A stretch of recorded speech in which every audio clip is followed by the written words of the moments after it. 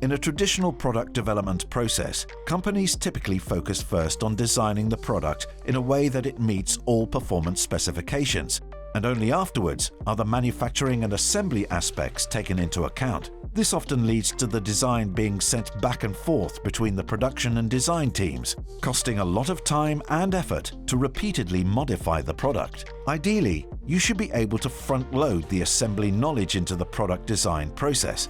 That way, you can consider both the constraints that the assembly process could impose on the product design, as well as the impact the design could have on the assembly system. To tackle this, we at Flanders Make have developed an automated modeling tool that allows a designer to optimize a product, taking both the product performance as well as the assembly complexity into account.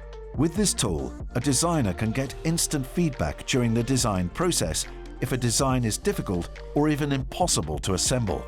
Also new, sometimes unconventional, designs can be found that form an ideal compromise between product performance and assemblability.